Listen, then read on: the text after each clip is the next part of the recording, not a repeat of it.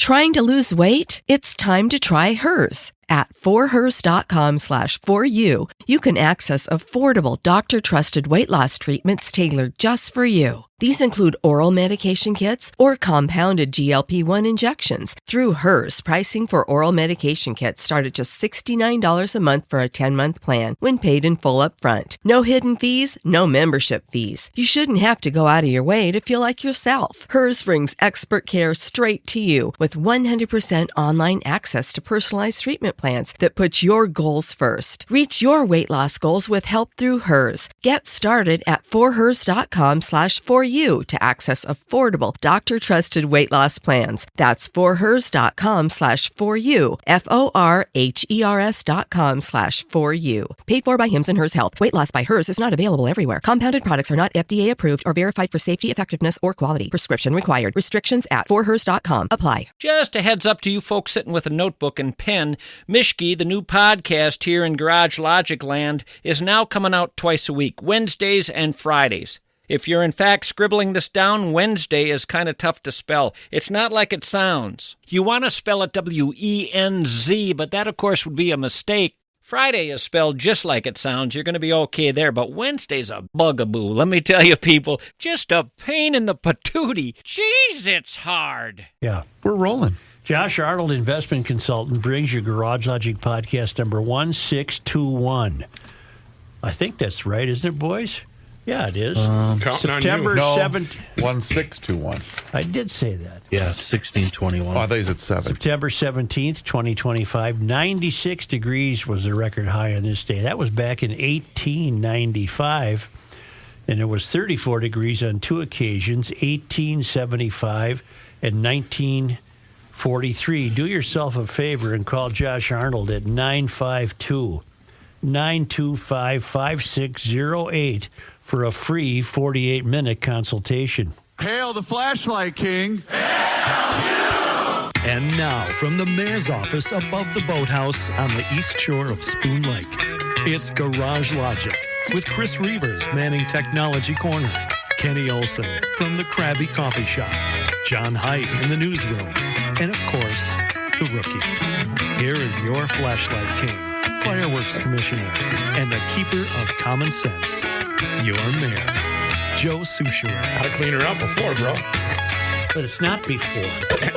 It's not during. I turned my mic on. Oh. No one leads the league in mic violations like our buddy the 100%. Matthew. I know. Matthew the Rookie. Say, there's an urgent development in the DFL party in Minnesota. By the way, I want to say hello to all our listeners in Bat Cave, North Carolina, Butternut Bend, Vermont, and Apocalypse Peaks, Antarctica. Nice. Wow. Because podcasts go around the world. And we have listeners in Bat Cave, Butternut Bend, and Apocalypse Peaks. I met a stewardess, a flight attendant from Delta, who approached me and said, "Are you the Rookie?" My husband's been a fan forever. He used to be a lineman in Antarctica. Ooh. I said, that is a really cool gig. Is that the end of the story? Well, how many linemen do you know from Antarctica? I only know I one. told him to call Mishki. You can't put me on hold. I'll put you on hold. I am a lineman for the county. A big urgent problem in the Democratic Party. We have, you have a lot of Democrats in Minnesota demanding action now after a recent DFL feminist caucus meeting reportedly saw repeated misgendering. Repeated? Yes. Uh-oh. Oh, there were disapproving eye rolls and suggestions by some attendees that people just don't understand the feminist movement. This is your DFL. These are supposedly the sane ones. This isn't even the DSA. This is the DFL. Those allegations were issued in a letter signed by more than 1,200 Democrats, including state legislators, city councilors, and DFL party officials. Mayoral candidate Omar Fateh and Hennepin County Attorney Mary Moriarty were among the signatories. Okay. According to the letter, the DFL Feminist Caucus met last week for their annual meeting. The caucus, which supports candidates who will champion women in office, gathered to elect new caucus officers and conduct other business. However, the meeting saw repeated misgendering of a non-binary member. Oh. Misgendering of a trans woman member running for a leadership position, and eyeballs and eye rolls and other visible or audible signs of disapproval or annoyance when members were reminded to use someone's correct pronouns. Do you think the DFL is suffering some intramural dissension? I think there might be some ripples. There's two ways to approach this. Either we're never going to recover from this and it's getting worse, or this is where everything turns around. This is the beginning of I like that. The state and the country going the other way. I mean, back when to sanity. When you think of the problems that face this state, misgendering is very low on the list. Well, it depends on who you are. Yeah. Are you a he, him, she, her, or other? Additionally, leaders of the caucus reportedly suggested that newer or younger members in the meeting do not have a feminist agenda or do not understand the feminist movement, seemingly based only on their newness to the caucus, age, gender, or pronouns. Never mind the potholes. At that meeting, several transgender and non-binary candidates were reportedly running for leadership roles. None of them were elected. The letter further alleged that there are other incidents that suggest a pattern of transphobic behavior within the DFL. Outside this caucus, those include misgendering at a separate meeting and attendees of the Minneapolis DFL convention being directed towards the incorrect bathroom. No, Kenny, I'm sorry. I desperately want to believe your angle. Mine is that this is the end of the world. We're at the end. If this is what politics has come to in this godforsaken state, then we're at the end. People were asked to leave the women's bathroom. Come on.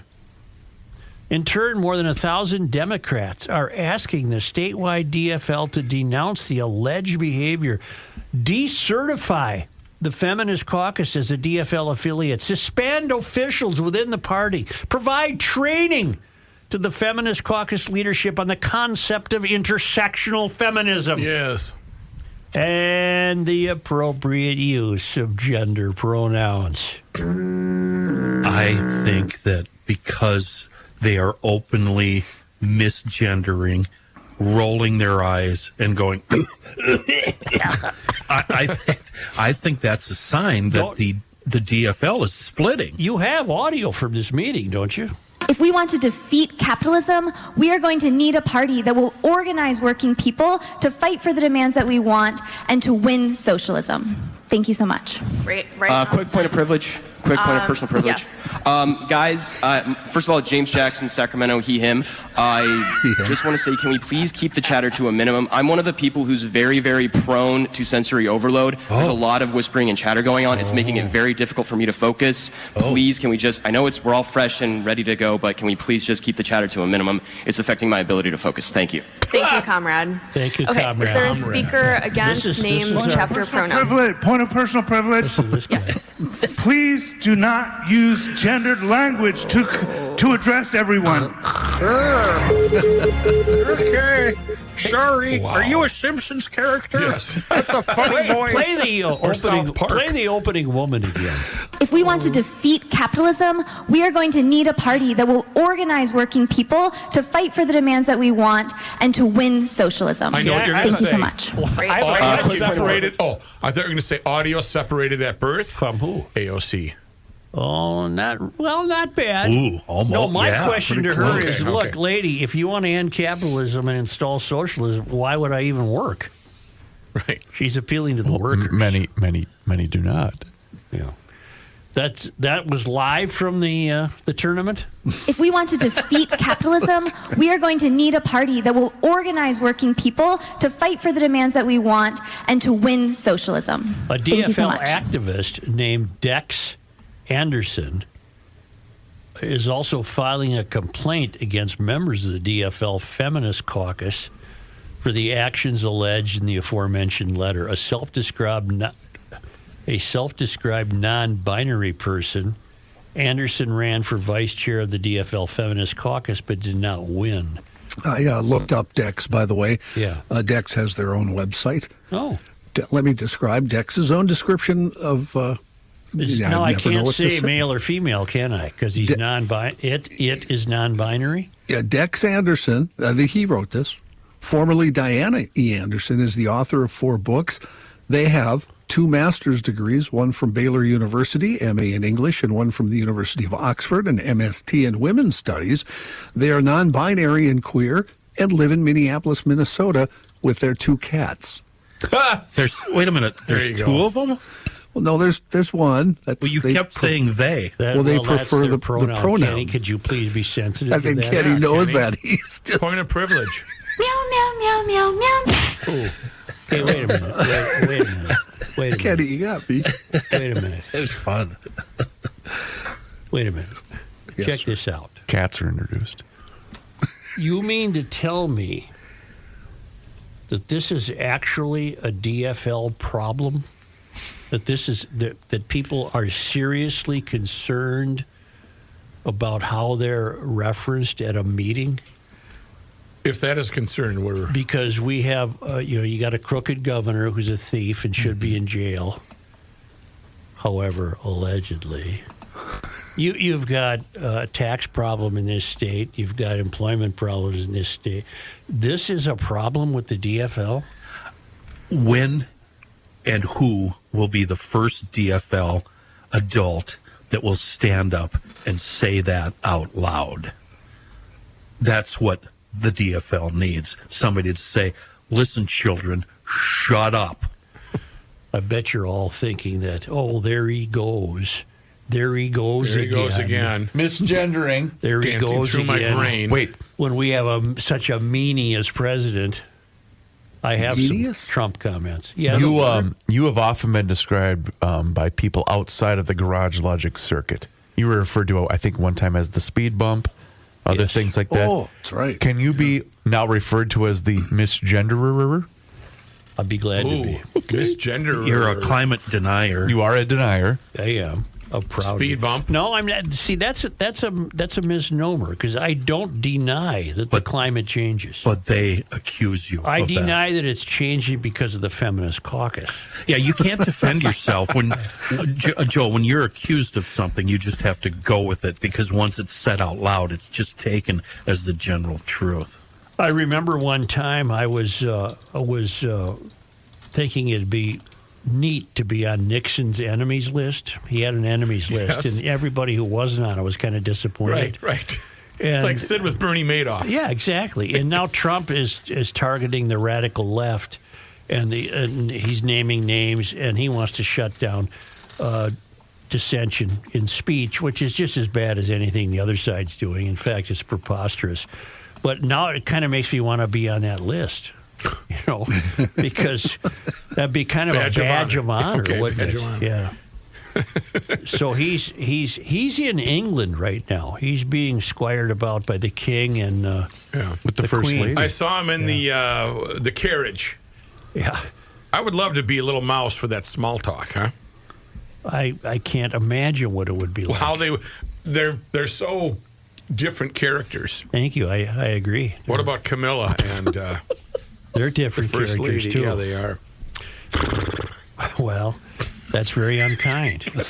I'm talking about the horses pulling the carriage. But Trump, you moron, you can't do this. It's just as bad as. Now, granted, it's not shooting anybody, but it's metaphorically the same thing. You can't. Thank you. Thank you. Disturbing part of that also, Joe, is that his attorney general is, Yeah, well, Pam is going to just do what she's told. Exactly. So, but it's ridiculous. Let me point out to you why it's ridiculous. Because it is. Thank you. Because I said so. Thanks, Rook. Yep. Appreciate it. Glad I could help. At some point, a lot of people in charge, politicians, they stop having close friends that'll pull them aside and say, listen, dummy, Well, he's long ago reached that point, apparently. There's so many in office now that have reached that point. And all of the Trump aficionados in the audience. If you got to stop and think about this one. Are you going to write me an email and telling me Trump's wise to do this?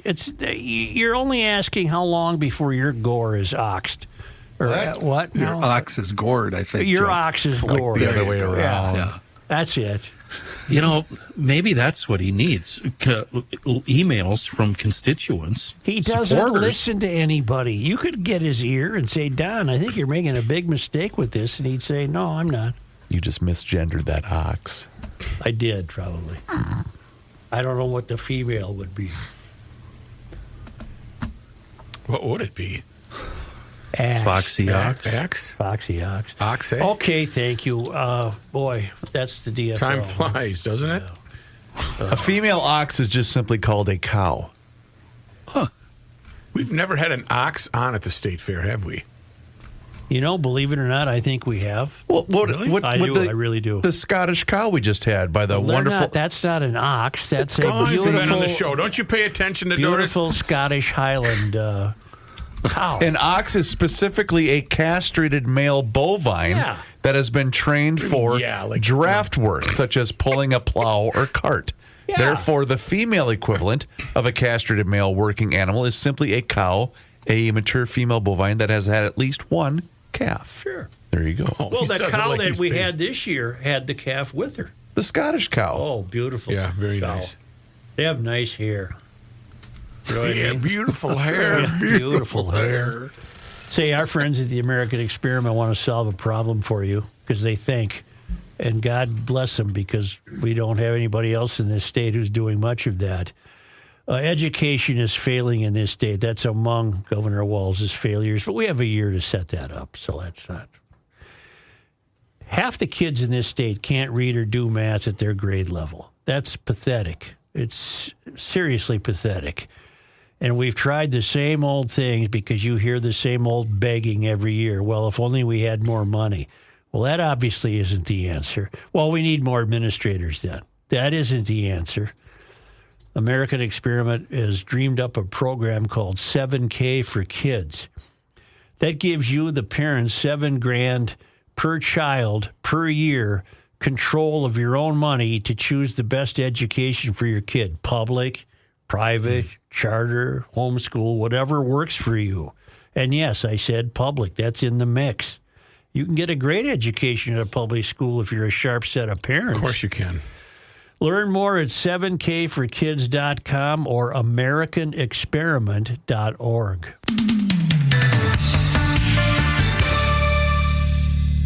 Reavers here once again for my guy, Mr. Money Talk, Josh Arnold. Does thinking about retirement make you uncomfortable? Well, sometimes the anxiety from wondering if you've saved enough can be overwhelming. But what if I told you that you could ease those tensions in just 48 minutes? Well, Mr. Money Talk is going to be able to sit down with you and get you on the right track for your financial future. Josh has navigated it all when it comes to uncertain market and economic conditions, and he'll always provide straight talk, never sugar-coated advice on how to reach the finish line with your retirement goals. Don't let your financial worries give you an ulcer or keep you from calling Josh right now. His 48-minute, no-obligation consultation could be just what you need to feel better about your future. Call Josh today at 952-925-5608 and set up your free 48-minute, no-obligation consultation. That's 952-925-5608. Investment services offered by Josh Arnold Investment Consultant, LLC, a security investment advisor. Past performance is no guarantee of future results. All investments involve risk. All comments and opinions are Josh Arnold's and do not constitute investment advice. Chris Reavers is a paid endorser.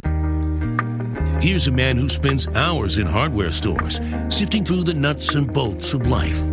Joe Souchere. I guess I'm ready, but I have to admit I am nervous. I'm nervous because I'm not sure I can convey how excited and pleased I am with these hooks from GatorMagnetics.com. We're welcoming them back this week. A full few bullet points I want to talk to you about with this crazy product. And I say it's crazy because these things they're strangely strong magnetic hooks. I wasn't ready for that. It's a whole new world with Gator Magnetics. They have almost 100 patents behind these magnets, and they're built to hold up to 45 pounds. You can order the 45 pounders on thin steel surfaces. Anything that's steel, you can put them on. That means you can trust Gator Magnetics to handle the heaviest tools and equipment you have. I put a sandblasting pod on one. That hook didn't move. And it's a whole wide variety of different hooks, doubles, looped, long, short. When you order from GatorMagnetics.com, be specific about which hooks and how many you need so you know the capacity. Oh, and always when you're ordering, be sure to use the code GL20. There's limitless storing solutions with these. You can use them on steel wall panels or any steel surface. If it's steel, it's a place for a Gator hook. It's that simple. Doors, toolboxes, cabinets, vans, pole barns, you name it. And if you need steel, they offer the kit. You can order their steel panels, very thin, 16-inch on center, so you can hang them on your sheetrock and use them anywhere. It's very flexible, very handy, very easy. Move those hooks and baskets around with ease. You're going to love these things. I know I really, really love mine. I need more. GatorMagnetics.com.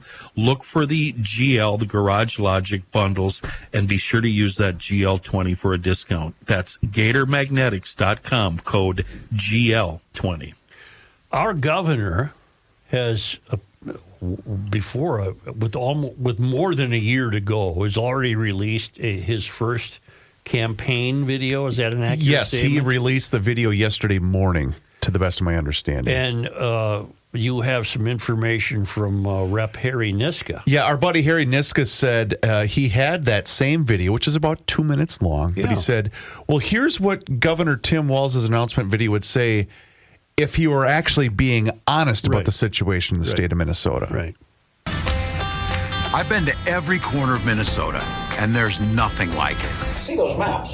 Red and blue, and there's all that red across there, and Democrats go into depression over it. It's mostly rocks and cows that are in that red area. I've seen how we help each other through the hard times. But I've not been perfect, and I'm a knucklehead at times. But it's in these moments we have to come together. I called Donald Trump a wannabe dictator. You bully the shit out of him. And I'll never stop fighting to protect us from the chaos, corruption, and cruelty coming out of Washington. Well, maybe it's time for us to be a little meaner. May his fat ankles find something today. We do not have the luxury to fight amongst ourselves while that thing sits in the White House. We can't lose hope, because I've seen what we can do when we work together. Think of how easy it would be to be a damn Republican. Oh, what should I wear today? This stupid freaking red hat. Cutting taxes for the middle class. However, there are also taxes going up for most Minnesotans. While also making the largest investments in public safety. One of the few tweets we've had from any kind of official source tonight, and in my opinion, that is inexcusable. We have reached out to the governor, to the mayor of St. Paul, to the mayor of Minneapolis, both police chiefs. We are getting no response tonight. We've raised graduation rates to the highest ever. Most Minnesota students are falling behind state standards in math, and only about 50% of students are proficient in reading. Crack down on fraud and protect our tax dollars. Bribes, falsified records, and taxpayers charged to help dead people find housing. Thousands of dollars for work that's not being done. Fake meetings. They just billed us for nothing. Forged names. I did not sign this legal document. Homeless veterans. I never met any of these people. Dead people billed. Phantom services. For that $14,000, you got what? Nothing. Now I'm hitting the road to listen to you and talk about our future. What's wrong is our country's being stole by fascists and Nazis, and we're trying to do all we can to try and do that. He is so disappointing. Bravo, Harry Niska. That was a very good But video. you know what was charming about that? It's Minnesota. We're kind of tucked away here, and if you really did that professionally, you'd have one of those bits where there wouldn't be a change in the volume. You'd have Walls talking. Seamless. Yes. Walls act. Somebody would have to put together Walls' words to do what. That never mind. You know what struck me too about when I saw what that am video? I trying to say? I think I can help you. In all seriousness, last night when I watched that video for the first time, it struck me that, well, this boob has no chance of ever getting elected. We saw it last November. So he knows this is it. This is where he's going to peak, right, as the governor of Minnesota. He's because exhausted any opportunity to go national. And we're the only ones that, and Alpha, are the only ones that truly go after him from a media standpoint. So he thinks, well, I just got to swindle these knuckleheads again, and then I'll get elected governor once more. And then we have WCCO radio. Oh, they're I don't know where they stand. But let me finish by... I do. No, you have to tell everybody what you told us off I the was air. listening to the afternoon show yesterday, hoping for a weather forecast, I guess.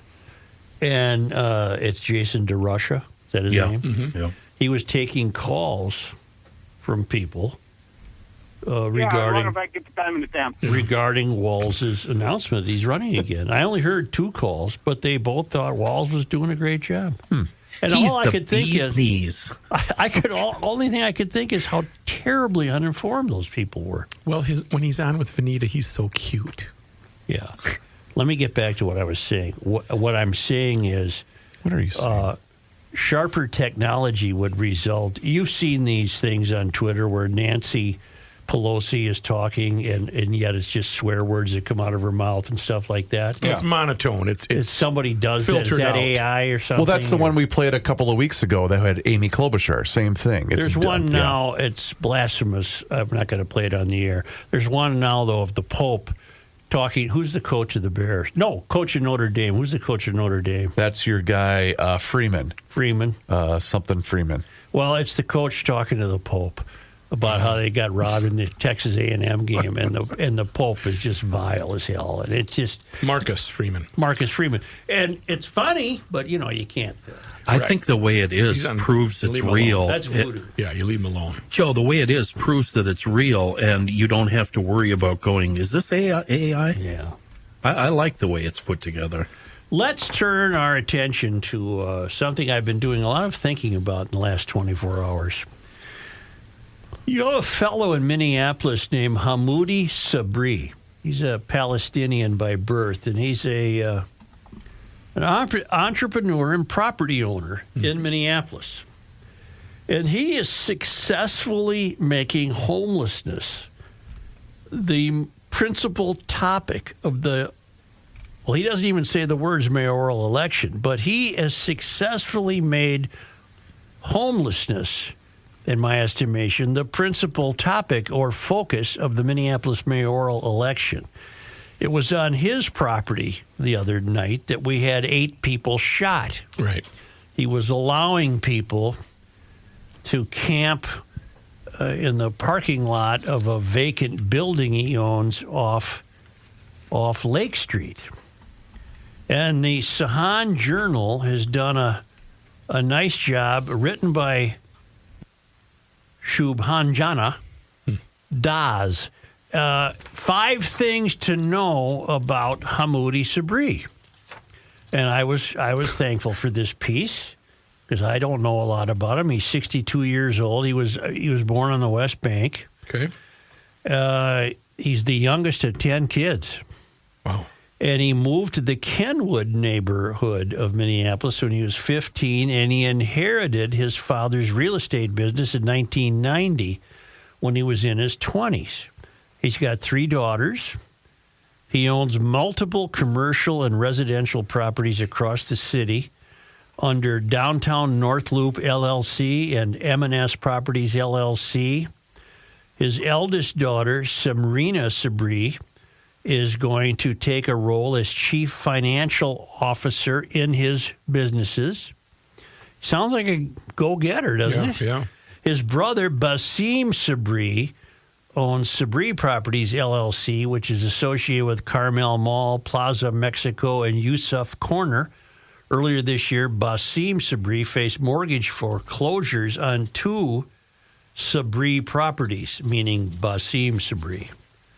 It turns out he had failed to pay $530,000 in required repairs.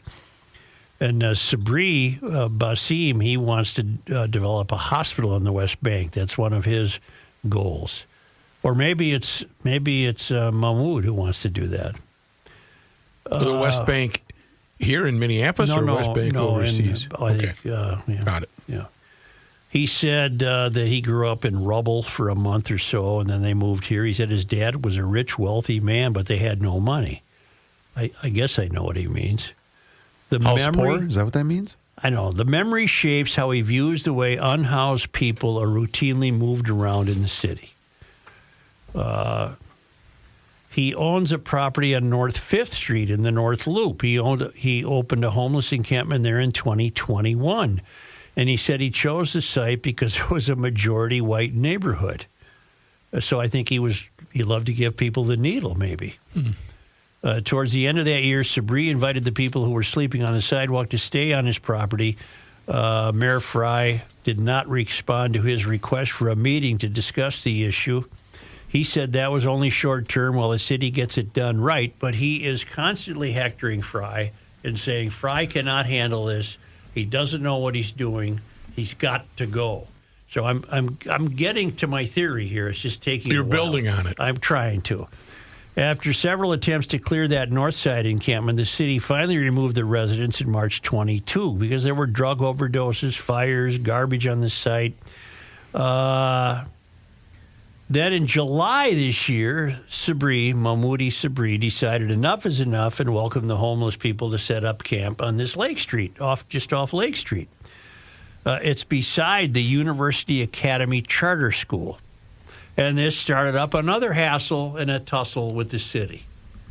And Sabri tells us he's exasperated with the way the city handles homelessness. And he is particularly angry with Frey. He wants to do what he wants to do, and he's got some of the lousiest, most unqualified people working in his office, Sabri said. He's got to go. I am one of the first people who built this city. Now, I don't know where Sabri gets that idea. This city was here a long, long time ago, Hamoudi. It's a beautiful city. I won't let him destroy it, meaning Frey. Frey called out the unsafe conditions at the site and said if he wants to sue us, he can. If he wants to take this up in court, that's his prerogative, but this is not safe. Sabri said he kept a close eye on the encampment, regularly visiting to check how many people were living there, the drug activity, and other nuisances. He hired a former occupant as manager of the site. They had 100 people there. And Sabri said, of course it's dirty. They're doing the best they can. Although the reason it's dirty is because the city made it dirty to eyesore them and make them look and make me look bad. Now Sabri faces 12 citations for creating a public health nuisance. And I get the feeling these fines don't financially mean a great deal to Sabri. Seems like it. It seems like that's petty cash. Right. Because they're up to about $9,000, and that doesn't seem to be bothering him. And now he claims he's not looking to pick a fight with the city. I'm not here to bleep with the city. I'm here to make things happen. I'm fighting for a mission, and my mission is to get a system that's going to work. The system today is not working.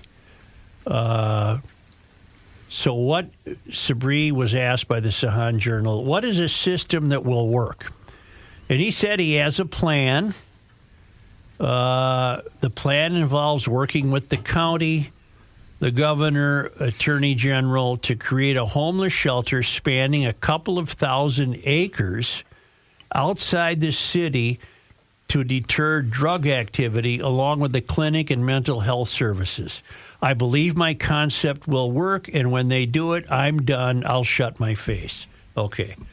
That's shades of me, half joking, but not really entirely joking, saying, why didn't they turn that meat building, or what did vegetables, fruit warehouse that Walls bought as a morgue, for God's sakes? Why didn't they turn that into mini apartments for the homeless? And well, the answer is because I've been thinking a lot about the homeless too. Rational, non-drug users probably are not homeless. Rational non-drug users. Okay. No matter how down on the luck they might be, probably are not homeless. Okay. These homeless camps have become drug buying banks. Right. That's what they are. Right. You go there to get drugs. Mm-hmm. So Sabri says, well, let's build a campus on a couple of thousand acres. Okay, it sounds great. But the people don't want to get straight. They're drug addicts. So you have to get them to agree to take the treatment and become committed to sobriety. That's a big task. I don't know if Sabri has that in mind, but his plan is no better or worse than any other plan that's ever been spoken about.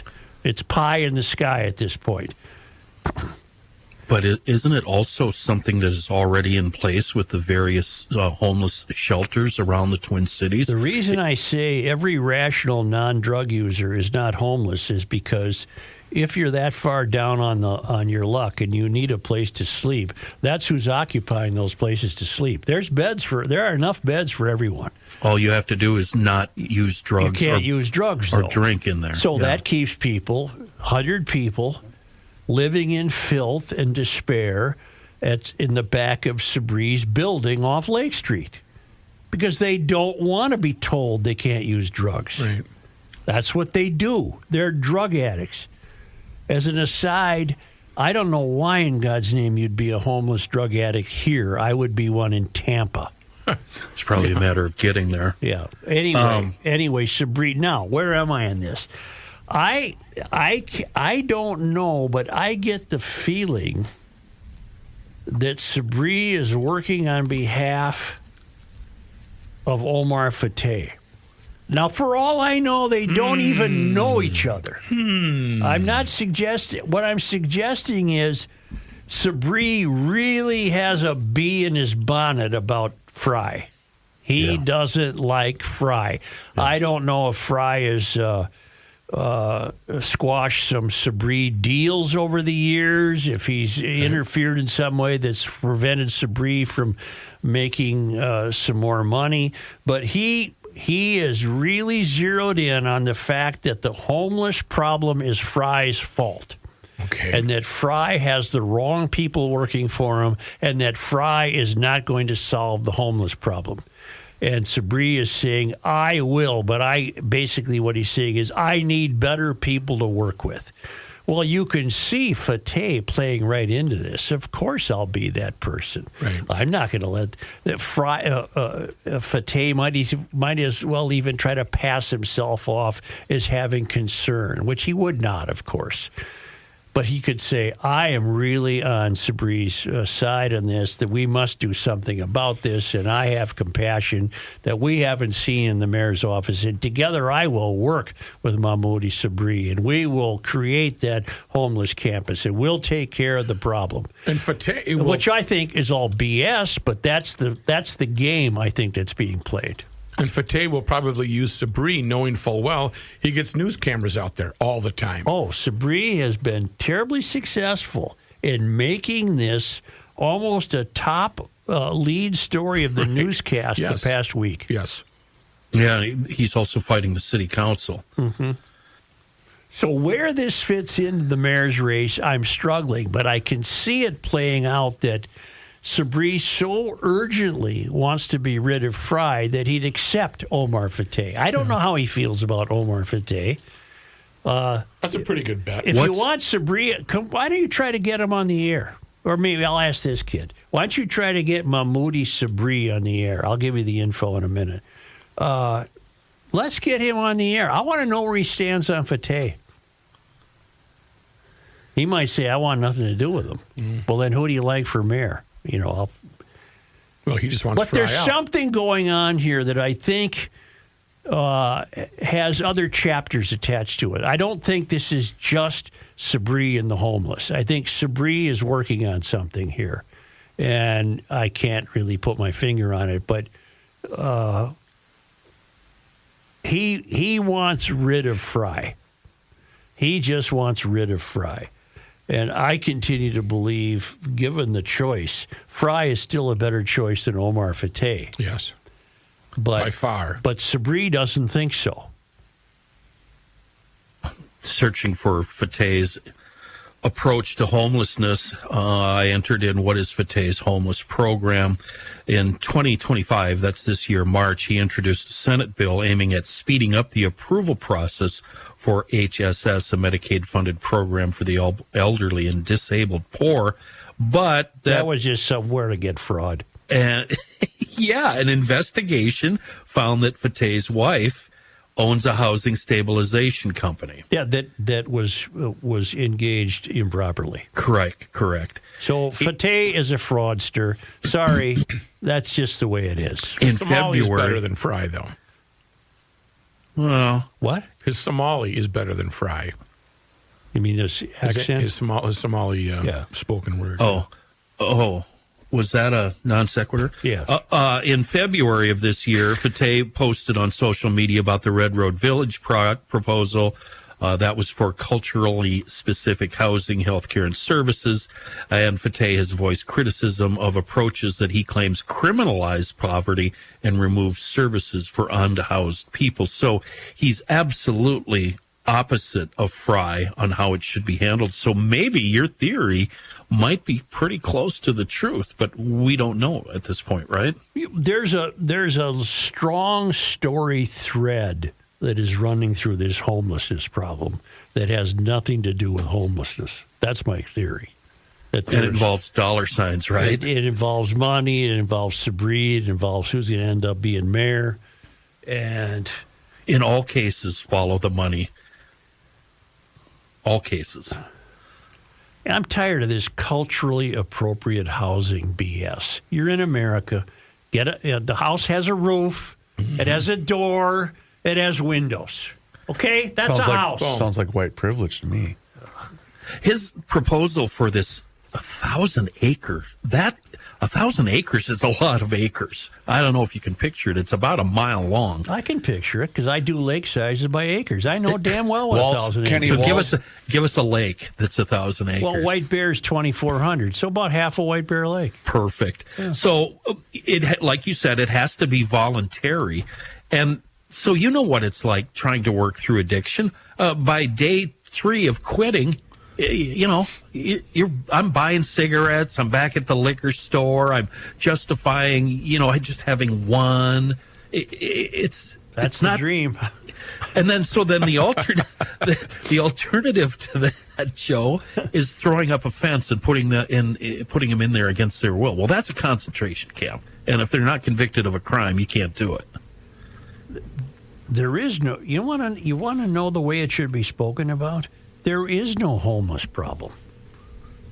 It's America. It's 2025. We live in a world. We live in a country of the poorest people in this country got 36-inch television sets and 2 cars. Wow. This is not a homeless problem. This is a drug addiction problem. I'm going to agree with you to a point. There is a small degree, though, of they're just living in their car. They still have a job, but they don't have a true home. Homeless, and they won't be living in their car any longer than necessary. I remember when we were talking about the $18 billion, asking how many homeless people could that $18 billion take care of. You'd wipe it out in the state. You'd wipe out homelessness in the state. And if I was Frey, I would be fighting back against Sabri because Sabri's trying to undo him.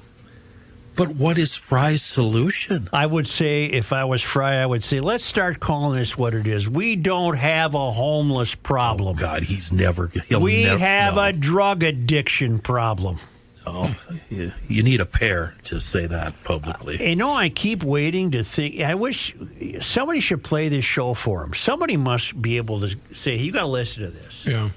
These guys aren't necessarily opposed to you. You should listen to what they're saying. You got to develop a set of nuts here. This is pathetic. Yep. You're pathetic. You're blowing it is what you're doing. Is there a case in the United States where the homeless problem has been solved? I keep thinking in my mind about that. What was the Seattle documentary? Seattle is lost. Seattle is dying. Seattle is dying. Yeah. Has any city resolved their homeless? No, because it's not a homeless problem. It's a drug addiction problem. That can't be solved unless you're willing to forego the drugs.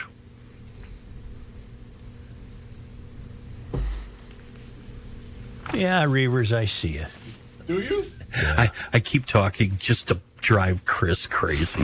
What about that whole... You and Matthew lead the league in that. There's no doubt about it. What about that whole Minneapolis thing, though? Matt, high five, buddy. High five. Say, take advantage of this great weather and get a hold of Precision Door, either for a new door or a garage door tune-up. The new doors... really? Yes. Models for every budget. They send out a designer free of charge. Increase the value of your home, save energy, better security. But if you're satisfied with your door, she's working fine, but she's making a little racket. You want to take care of that before winter. So Precision Door Minnesota has a noisy door tune-up special for $149. That special includes a 25-point safety inspection, diagnostic, full garage door tune-up, and rollers replaced with ultra-quiet rollers. As I said, that's a value close to $300. Get ready for winter. You don't want that garage door conking out on you when it's 10 or 20 below. Take care of the maintenance now on the door if you like your current door and she's great, or if you need a new door. Take care of that now before it's 20 below. Book online at Precision Door MN, one word, precisiondoormn.com, or call Precision Door at 612-263-6985 to schedule your free on-site new door estimate or the noisy door tune-up special.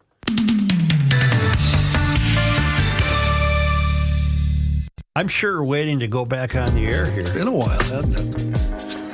Get my supplies, my lotto. It's the end of the world as we know it, and he feels fine.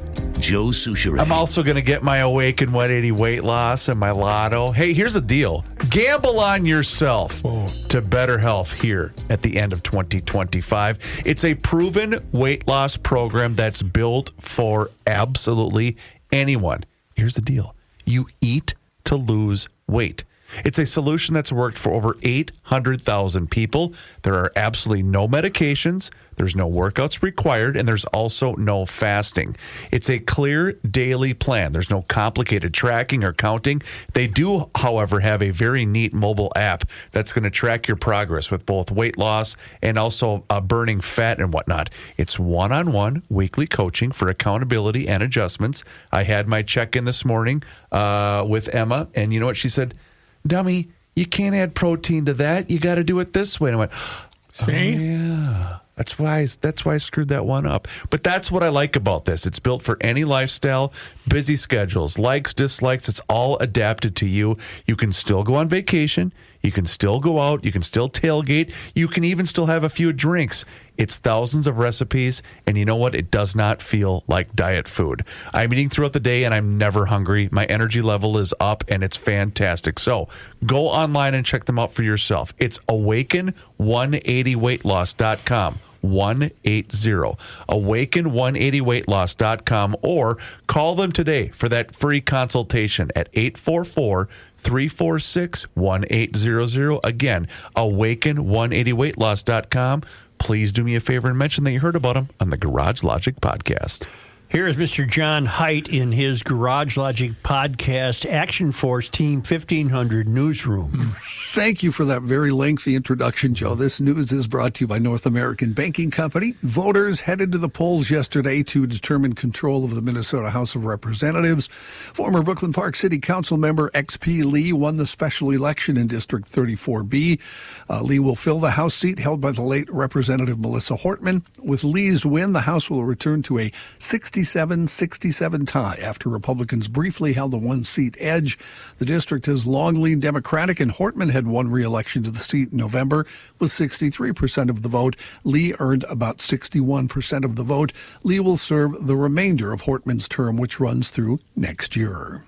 John, yeah. I spent a good 2 minutes trying to figure out how to pronounce XP this morning. Oh, yeah. I think you're just supposed to go with X and P. Yeah. XP Lee. Now, doesn't that sound like a motorcycle road racer name? Yeah. XP Lee. Yeah, or a rally driver. Yeah. I probably shouldn't tell on myself, Kenny, but when he first announced he was running, yeah, I went something like, It's Lee will run for that. Yes, I didn't know. Yeah. And then I saw it on the television news and realized it's at one just point I got really mad at XP Lee, thinking, why don't you just change your name to Bill? Yeah. He must have thrown up a DFL sign, and that was all she took. Right. That's all you need. Yeah. Minnesota State Senator Ann Rest, a DFLer from New Hope, said yesterday she will be retiring after more than 4 decades in the legislature. Rest was first elected to the House in 1984, served 8 terms until she was elected to the Senate in 2000, where she also served 8 terms. In 2002, she was elected to be an assistant majority leader, and in 2013, she was named Senate President pro tem. In 2023, she made history as the first and only Minnesota legislator to ever chair the Taxes Committee in both the House and Senate. Earlier this year, authorities revealed that Rest's New Hope house was one of the 2 other lawmakers' homes that Vance Belter had stopped at in between the shooting that injured Senator John Hoffman and his wife and the shooting deaths of Speaker Emerita Melissa Hortman and her husband Mark. Belter reportedly parked in the street in a black SUV by Rest's house. However, New Hope police had dispatched an officer to her home to check on her after the Hoffman shooting. The officer attempted to communicate with the man in the vehicle. He refused to respond. The officer went to check on Rest, and after determining she was okay, the officer came back out. The fake police car that Belter was in was gone. Okay, stop right there. Yes. At that point, did he drive to Hortman's? I believe so. Yes. Yeah, right well, after that cop's got to be kicking himself in the butt, doesn't he? I mean, I'm sure. Yeah. God dang it. Yeah.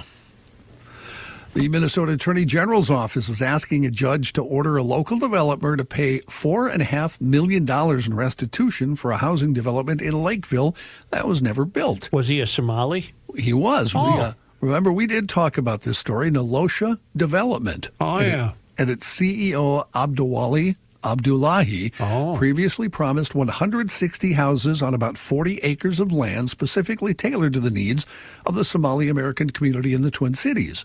But court records later revealed Nolosha never owned the land, which was previously purchased by a defendant in the Feeding Our Future fraud investigation. In July, Hennepin County Judge Christian Sandy found Abdullahi and Nolosha violated consumer fraud protection laws when they collected $25,000 pre-reservation fees from clients who wanted to reserve a unit in the development. Some of those clients included people like Muhammad Mahmoud. He testified in court at the evidentiary hearing on Tuesday. He said, if it was just my family, we would have just took the loss. But when I found out it's more than 100 families, I couldn't stand for that. They have nothing to show for it, and all their money is gone. Absent from court, Abdullahi, who vigorously denied allegations of fraud last year. In court, Judge Sandy described him as someone who clearly has committed fraud and now has disappeared. Okay.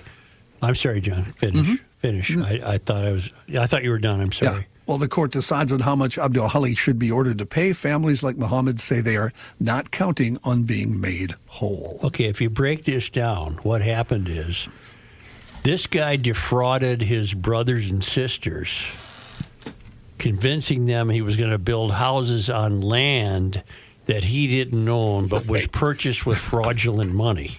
Correct. So the whole thing is a fraud from start to finish. As a result the land was purchased by a food fraudster. This guy takes advantage of that because he probably thinks the food fraudster is going to jail. And he starts selling fake home sites in there to people. He puts $4.5 million in his pocket. He's gone. That's a hell of a group you got there. Defrauding his own people. Like He's defrauding his own kind. It's like a double fraud. Did you see the quote of one of the guys that is part of the property lawsuit? that was fraudulently bought? Yes. This guy his family lost $25,000, and whoever was the anchor said, "Are you mad?" And he said, "Well, I don't think I'll ever get the money back, but we worship Allah. If you do something in this life, you have to pay for it in the next life." That was Mr. Mohammed, who I had talked about in the story. Okay. That was his Yes, closing comment. You in the back? Yesterday we talked about the mayor of Dearborn, Michigan. Right. And how the resident had said, I just don't think that that's a good idea that we rename a street. And he was labeled an Islamophobe and He's needs a to bigot. get out of the He's city. A racist and a bigot. So if you defraud a bunch of Somalis, even though you are in fact Somali, does that then make you an Islamophobe? No. Is that different? No, you just filed some wrong paperwork. I see. Okay, so it's a different set of rules. Nice double standard, yeah. A warrant has been issued for a woman's arrest in Wright County after it was discovered her child had taken a magic mushroom chocolate bar to school, ate some of it, and shared it with a classmate. Where do you get those? You make them. You make them. You don't get them at the store. 39-year-old Cassie Torianen has a warrant out for her arrest on multiple felony charges. This all happened September 10th. Charging documents say police were called after an incident at Cokato Elementary School where a 6-year-old girl and another young child were showing signs of overdosing. Both children were taken to the hospital for treatment. It was later discovered the 6-year-old child, Turinen's daughter, had brought a Melt Magic mushroom chocolate bar from home, which contained 6 grams of mushrooms. Investigators believe she ate it while at school and gave some of the chocolate to the other child. Jeez. Authorities learned from the girl's father that Turinen had the girl over at her apartment for the last 2 days. Were these kids flying high or get sick or what happened? Did they climb a tree and didn't come down for 12 hours? According to court documents... Apparently you guys have a lot of experience with these. Apparently, yeah. According to court documents, when police searched her apartment, investigators discovered multiple items of drug paraphernalia and items that tested positive for methamphetamine and fentanyl, some of which were in areas where a child could be exposed to them. At this time, Trenton has not been arrested. She is wanted on felony charges of child endangerment, storing meth paraphernalia in the presence of a child, and fifth-degree drug possession. Can we go back to the fraudster for a moment in Lakeville who bought land purchased by a fraudster, who claimed he owned land purchased by a fraudster? That guy's missing. He has $4.5 million, and he's missing, right? So for all we know, he's in Africa, right? We don't know where he is. Right. That's the way Could they have pulled his passport as a result of him owing that money, or is that... If he got out of here before the bleep hit the fan, he's fine. Well, I have to admit, that's what I had been encouraging for a long time. Yeah. Maybe he graduated from my fraud class. Yeah. In other words, get out quick. Get out of town quick. Yeah, don't stick around and milk it. Come on. That story was from Channel 5 Investigates, and they apparently had been in contact with him in the past, and they said they tried to contact him, but he didn't respond. He's gone. One would assume he's way split, as they say. Why don't we take a quick break here? We'll be back with some national news after we hear from Mr. Olson. Short, sweet, and concise. Listen to this one. Dear Kenny, happy to say I completed a Seafoam Grand Slam this weekend. Deep creep on the pruning shears, trans-tune in the Traverse, high mileage motor treatment in the Pontiac, and bugs be gone on everything. The best thing about Seafoam products, they are readily available and they actually work. Wonderful products in a world of bad gas, bugs, rust, etc., etc. Seafoam. Thank you, Josh, and thank you, SeafoamWorks.com.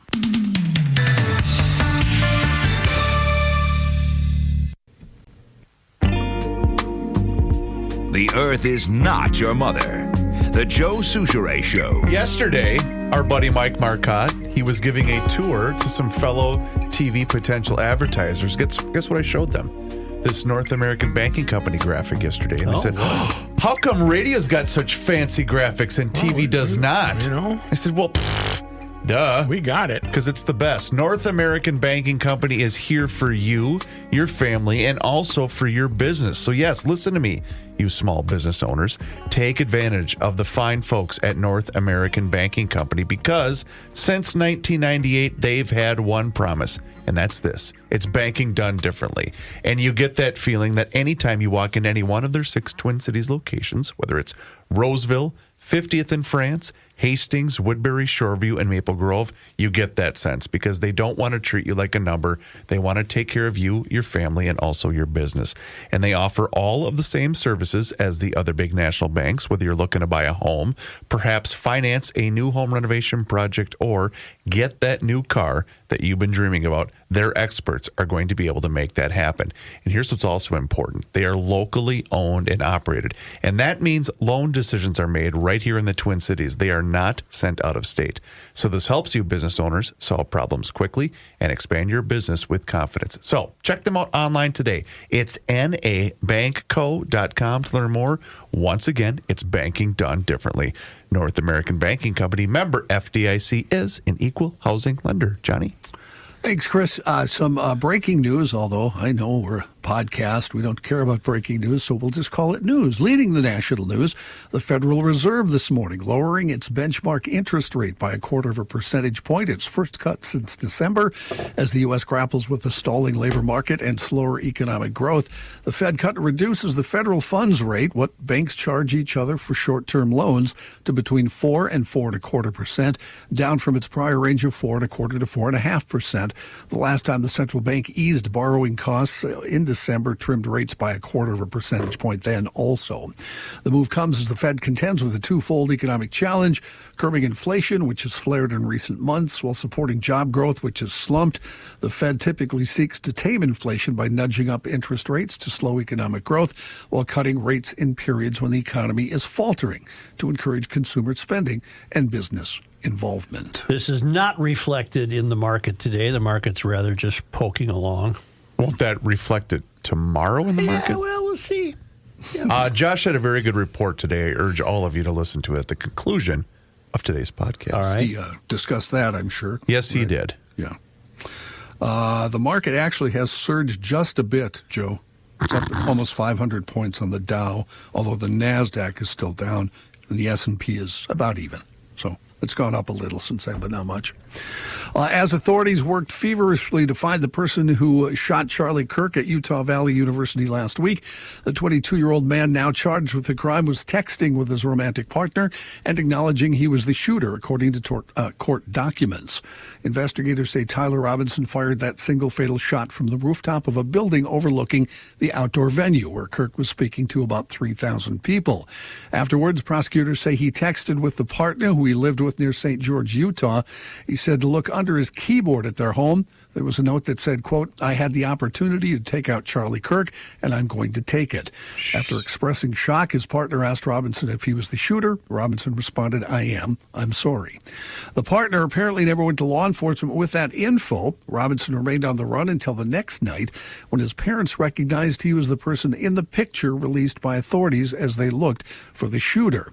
The partner was not named in the charging documents that contained the narrative of the shooting and were made public when authorities charged Robinson with capital murder and other counts.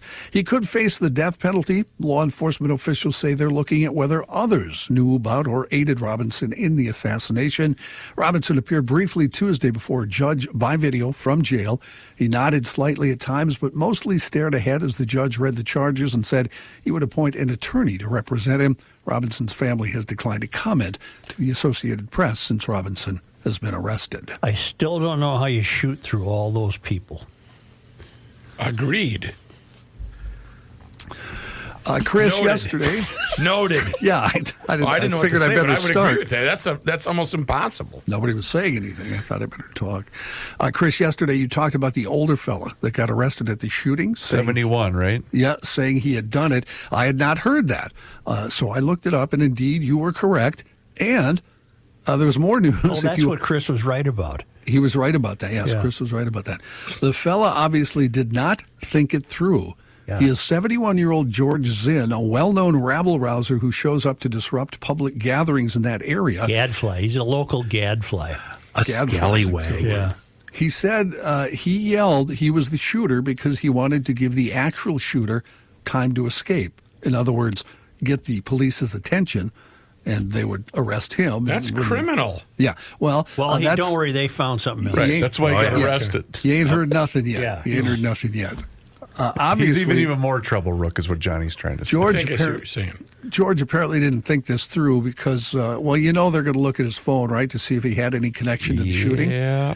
And Zinn has now been charged with 4 counts of sexual exploitation of a minor. Yep, he's after investigators found more than 20 images of kids as young as 5 years old, at least partially naked and posing in sexual ways. Lock this turd up.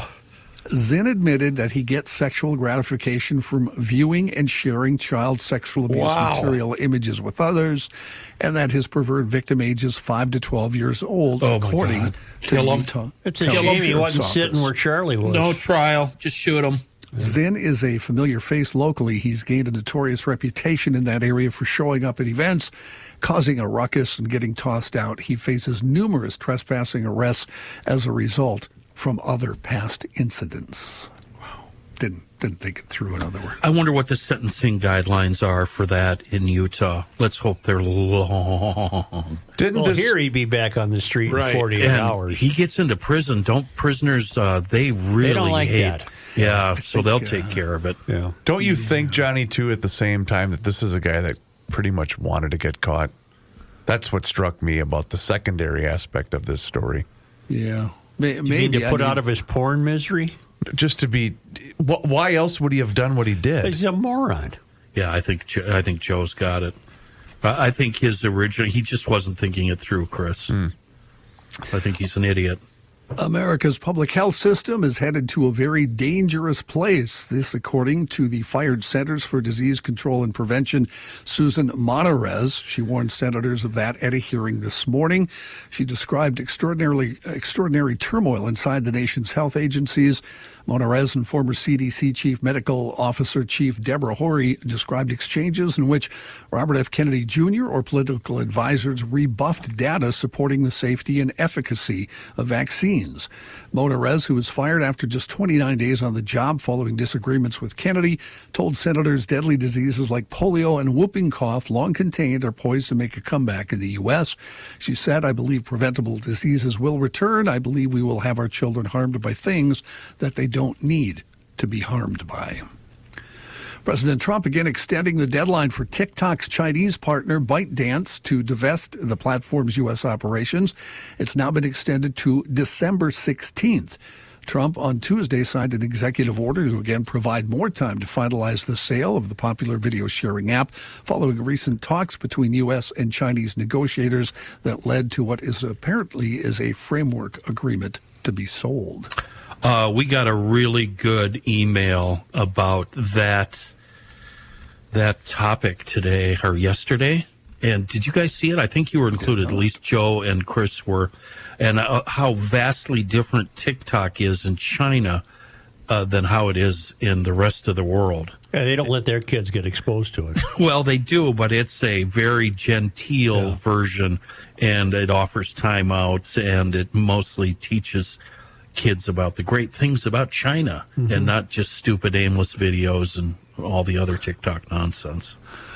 A driver rammed a car into a security gate at the FBI building in Pittsburgh overnight, then removed an American flag from the back seat and threw it over the gate before leaving. The car crashed into the gate 2:40 a.m., according to the FBI. No explosives were found, according to the FBI. Christopher Giordano, assistant special agent in charge of the FBI in Pittsburgh, said, "We look at this as an act of terror against the FBI. This was a targeted attack in this building. Thankfully, no one was hurt, but we are going to exhaust every ability we have under federal law to find, apprehend, and prosecute the subject to the fullest extent." Giordano said he had no info on a motive. He said the FBI was familiar with the man, though, a former member of the military. Giordano said he did come here to the FBI field office a few weeks ago to make a complaint about something, but didn't make a whole lot of sense. Divers have recovered artifacts from the Titanic's sister ship, the Britannic, for the first time since the ocean liner sank in the Aegean Sea more than a century ago after hitting a mine during World War I. The Culture Ministry in Greece said Monday an 11-member deep-sea diving team conducted a week-long operation in May, recovering artifacts including the ship's bell and the portside navigation light. The White Star Line's Britannic, launched in 1914, was designed as a luxury cruise liner but was requisitioned as a hospital ship during World War I. It was heading toward the island of Lemnos when it struck a mine and sank off the island of Kea, about 45 miles southeast of Athens, on November 21st, 1916. Do you guys know how you were able to tell the difference between the Titanic and the Brotanic?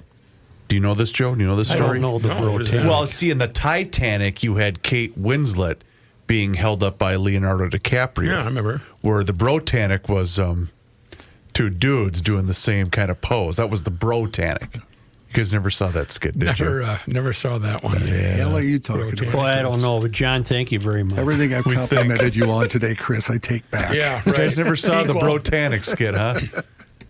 I'd like to hear about that, Joe. Well, Joe, what do you got? Joe here for the Brotanic. Yeah, what do you got, bro? I don't know that Bradshaw and Bryant would appreciate that. Oh. They're not the Brotanic. No, they're not. They're lawyers that you need on your team if you're ever in a car accident, injured in an accident. The insurance companies and adjusters can be difficult to deal with, so you need a team, and in steps Mike Bryant and Bradshaw and Bryant. For 6 consecutive years, Mike has been recognized as a super lawyer. He's been named among Minnesota's top 10 personal injury lawyers by Minnesota Law and Politics. That's the real deal. That's not like a fake plastic badge. No, that's certification. This is real, yeah. Bradshaw and Bryant hopes you're never in an accident, but if you are, call Bradshaw and Bryant at 800-770-7008 or go to minnesotapersonalinjury.com. Your case evaluation is free. And don't be part of the problem. Don't text and drive or drive distracted. That's just common sense from Bradshaw and Bryant.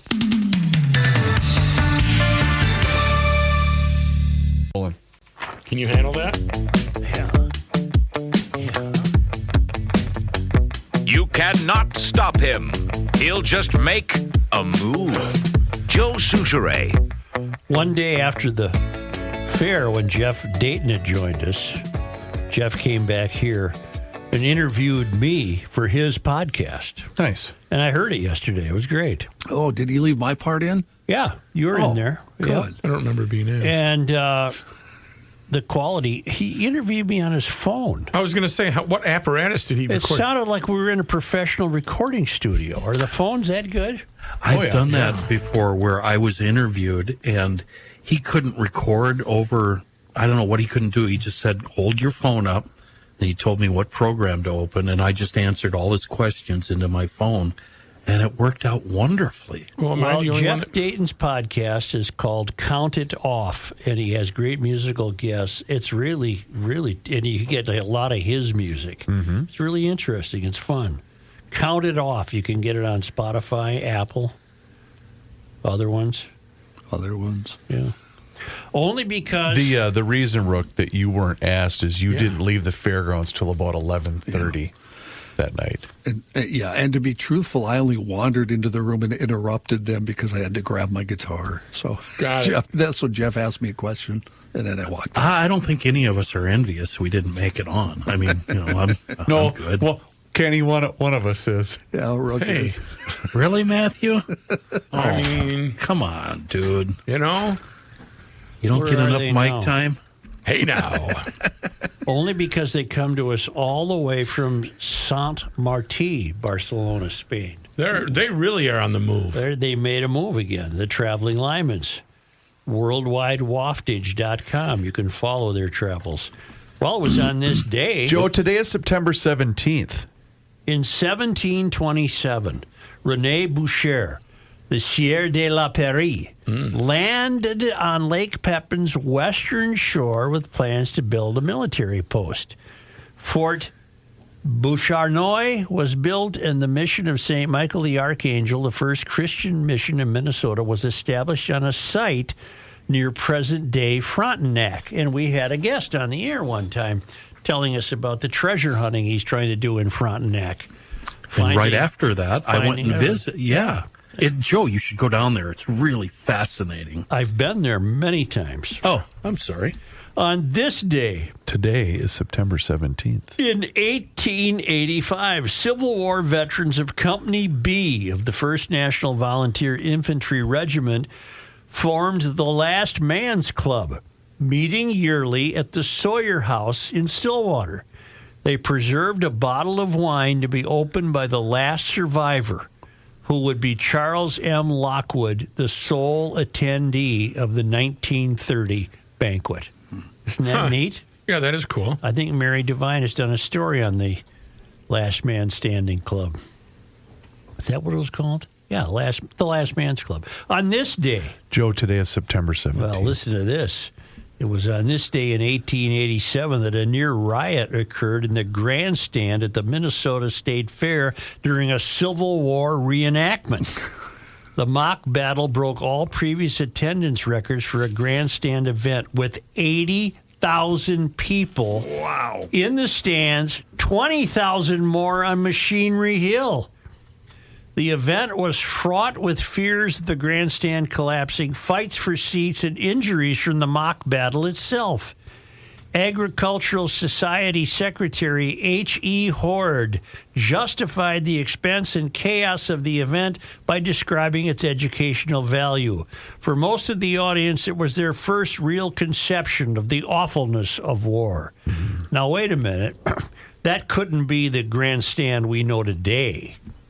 The grandstand we know today doesn't date back to 1887. No, I think the grandstand is a Works Project Association thing.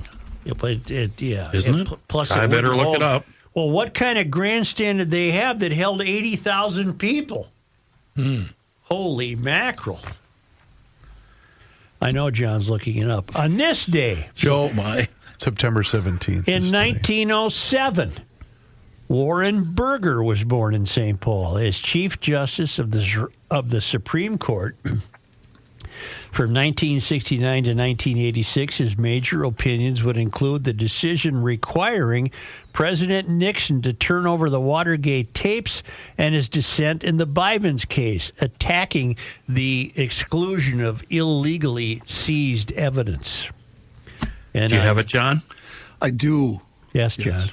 The first grandstand was built in 1885, was made of wood and double-decked. It seated approximately 12,000 people for viewing horse races on a 1-mile track. Second grandstand built in 1892. So if there were 80,000 people, they must have been all around the just grandstand. on the lawn or something. Yeah. And then the current grandstand, 1909, not a Works Project. Okay. Unless they brought a chair to sit in. And then finally on this day, September 17th. In 1961, sports related. 61. We're in September. This would mean the Twins' first year. Vikings. No, it's Viking related. The Minnesota Vikings football team played its first game, beating the Bears 37-13 at Metropolitan Stadium. On this day. Well, hold on, pause. 1930s. Works Project Administration added expanded seating and exhibit space. So they were involved. Yes, they were. Sports disappointment history on this day. On September 17th. The Vikings played their first ever regular season game. I think That's I heard that listed before. as a sports disappointment. Why is that? Well, it's proven true, hasn't it? Well, we won. Yeah.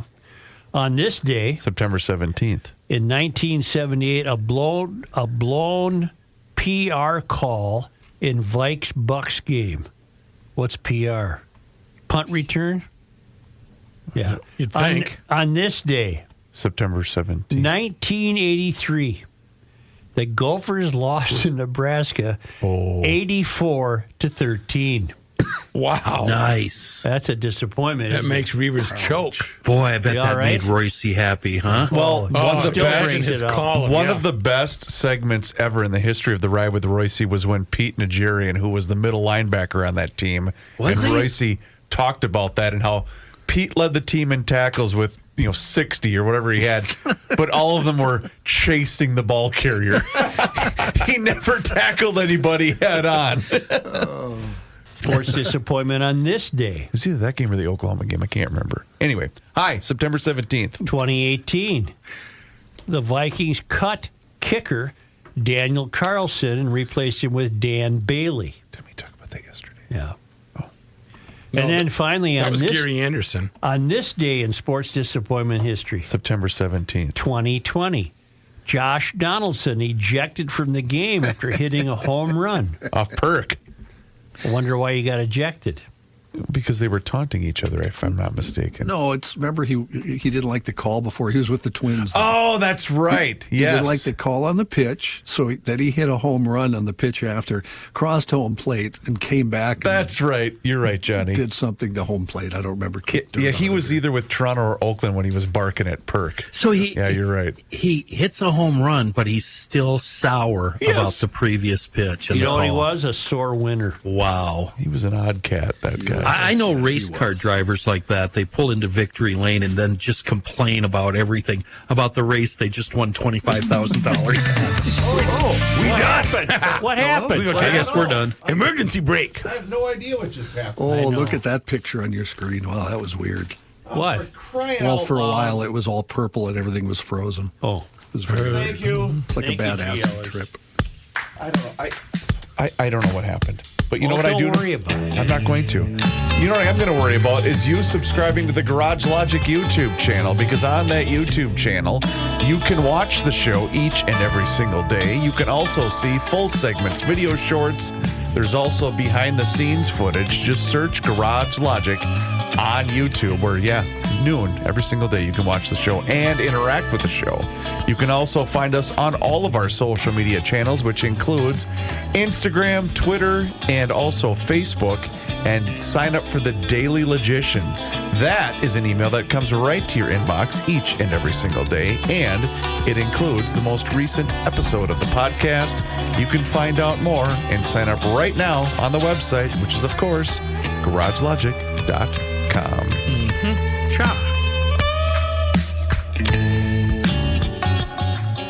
It is time once again that we check in with our guy, Mr. Money Talk. Josh Arnold is with us once again right here in Garage Logic. And boy, oh boy, now is the time for you to do the same. So do not delay. Do exactly what I did and pick up that phone and dial 952-925-5608. That number once again is 952-925-5608. When you call that number, you're going to get Josh. And he is there for you for that free, yes, I use the word free, 48-minute financial consultation with absolutely zero obligation. And he will always give you the straight talk. He will never give you the sugar-coated advice. And he'll even give you some thoughts on baseball like he did to me last night, which was a special treat. And he is on the line with us once again right here in Garage Logic. And boy, Josh, one simple question to start off our things today. What's the Fed going to do? What is the Fed going to do? I'm not going to say no one knows, but the financial markets, financial stocks and bonds are betting that the Fed is going to cut at least a quarter of a basis point or 0.25% at their meeting today. And then the question becomes what happens during the conference call and what is the Fed's outlook for the balance of the year and into early next year. Will, in fact, the Fed's cut, or even a quarter of a point, be indicative of inflation being closer to their 2% target, or will the Fed instead concentrate and say we've got to bring interest rates down because employment is starting to slow, and we see the possibility as employment growth slows, we see the possibilities of a longer-term slowdown in the economy, despite the fact that other indicators say the economy is still strong. Spending growth, particularly corporate spending, devoted towards artificial intelligence, is still very, very strong, and even GDP growth is still coming back. Yes, there are some clouds out there, including what could happen if the Supreme Court says the tariffs that have been imposed have to be returned to countries. What would that do to any ongoing trade negotiations? That is a concern. What could happen if unemployment actually picks up going into the end of the year? Or what could happen if the Fed actually cuts interest rates, not just 25 basis points, but 50 basis points or 0.5%? How much more liquidity would come into the system, and how could that push markets up to maybe beyond speculative levels? The inquiring minds want to know. I'm of the opinion that the Fed, just like last year at this time, really does not need to cut. I'm of the opinion that the Fed needs to end their quantitative tightening by selling bonds into the marketplace. And I'm also of the opinion that the Fed does not need to go out and buy a lot of mortgage-backed securities in their hope to lower interest rates to spur for housing. I might be a voice in the wilderness on that. Last year, when the Fed did a surprise 50 half-point cut, the market did not like that because it was seen as too aggressive a cut and maybe too late a cut, as well as a cut trying to influence the election. Markets did not take kindly to that. We'll see what happens today, but meantime, financial stocks, banks, and say credit lenders are seeing a nice uptick. These are not companies that I run out and buy necessarily. Actually, I don't buy banks. Credit card companies, well, they generate money regardless of what's going on. People are always spending. It's just about how much money they spend. I prefer, as I've always been saying on this broadcast, to focus on companies involved on the internet, and internet-related companies, and particularly those with artificial intelligence, continue to be up and on fire. Recently, the Chinese internet names Alibaba, Baidu, Tencent have all seen some impressive gains. Baidu and Alibaba have gotten some upgrades on the back of their artificial intelligence initiatives, and both stocks are up significantly in the last month. Both stocks are also, on a price-earnings basis, fairly inexpensive. Again, some words of caution about investing in Chinese stocks. If you are looking at that, you might consider the Chinese Internet ETF. Market symbol is KWEB, but it would not be a big portion of my portfolio. You want China exposure, other ways to go, including favorite Apple. And speaking of China, market favorite NVIDIA has suffered over the last several days as it's been a focus. Chinese government concerns about monopolies, Chinese internet regulators suggesting to Chinese companies use China chips. That stock has been huge. Unrelated tech news, but in leisure news, StubHub just went public today. StubHub came in a little bit higher than the IPO price, $24.50. Currently trading at $26 a share. Again, I'd much prefer owning a stock that I do own in this, we'll say, entertainment arena, that being Live Nation, which operates all the arenas, concerts, and owns Ticketmaster.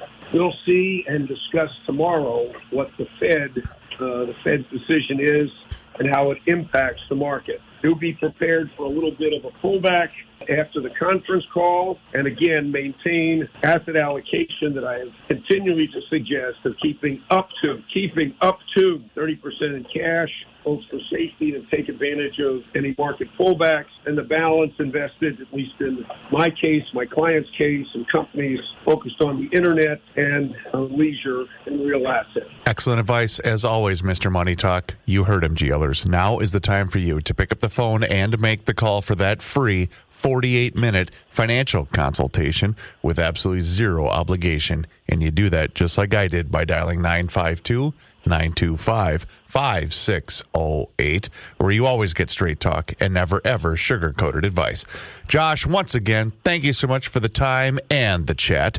Enjoy the rest of your day, and like you said, we'll talk to you again tomorrow. Look forward to it. Thanks, Chris. Investment services offered by Josh Arnold Investment Consultant, LLC, a security investment advisor. Past performance is no guarantee of future results. All investments involve risk. All comments and opinions are Josh Arnold's and do not constitute investment advice. Chris Reavers is a paid endorser.